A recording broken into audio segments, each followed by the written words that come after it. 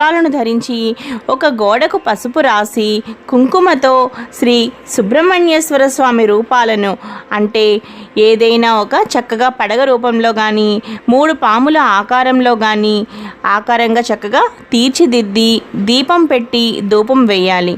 ఆ తరువాత మనం ఇంట్లో తయారు చేసుకున్న ఈ పుట్టకు చక్కగా మనం పసుపు కుంకుమతో అలాగే గంధంతో అర్చించాలి.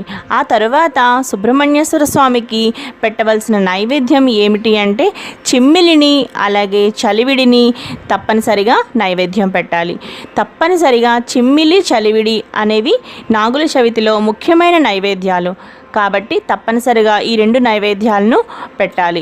అలాగే అరటి పళ్ళను కూడా చక్కగా నైవేద్యం పెట్టి సంతానం కావాలనుకున్న వారు తప్పకుండా చక్కగా జంటగా ఉండే 2 అరటిపళ్ళను నాగుల చవితి సందర్భంగా నాగుల చవితి శ్రీ సుబ్రహ్మణ్యేశ్వర స్వామికి నైవేద్యం పెట్టి మీ మనసులో కోరికను కోరుకుంటే తప్పనిసరిగా సంతానం కలుగుతుంది.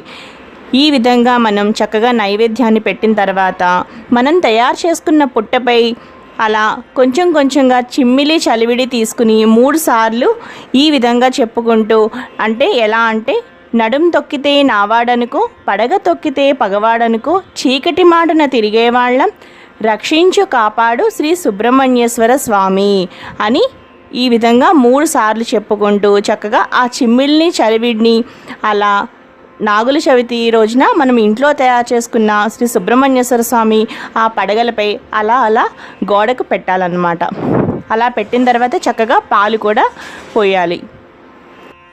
ఇక్కడ మనం ఆవు పాలను తీసుకుని చక్కగా పాలు కూడా ఆవు పాలను మాత్రమే వాడాలి. ఆవు పాలను తీసుకుని అలా చక్కగా సుబ్రహ్మణ్యేశ్వర స్వామిపై 3 పడగలపై అలా పోయాలి. అలాగే ఆవు పాలను కూడా చక్కగా నైవేద్యం పెట్టాలి. ఈరోజు స్త్రీలు తప్పనిసరిగా ఉపవాసం ఉండాలి, పూర్తి ఉపవాసం చేయాలి. ఎవరైనా అలాగే నాగుల చవితి రోజు మనం ప్రసాదాన్ని ఎప్పుడు తినాలి అంటే పూర్తి ఉపవాసం ఉంటూ 3 గంటల లోపు చవితి తిథి వెళ్ళిపోకుండా నాగుల చవితి తిథి ఉంటుండగానే మనం చక్కగా చిమ్మిలి చలివిడి ప్రసాదాన్ని తీసుకోవాలి.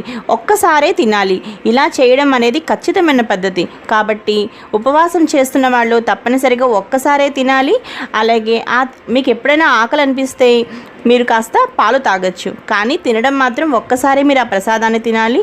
మీకు ప్రసాదం ఆ చిమ్మిలి చలివిడి తిని ఉండలేని వాళ్ళైతే మీరు 2 అరటిపళ్ళను కూడా మీరు తప్పనిసరిగా తీసుకోవచ్చు, ఏమీ తప్పులేదు. కానీ అస్తమానం మాత్రం ప్రసాదాన్ని కూడా తినకూడదు, ఒక్కసారే ప్రసాదం తినాలి. గుర్తుపెట్టుకోండి ఈ విషయం మాత్రం.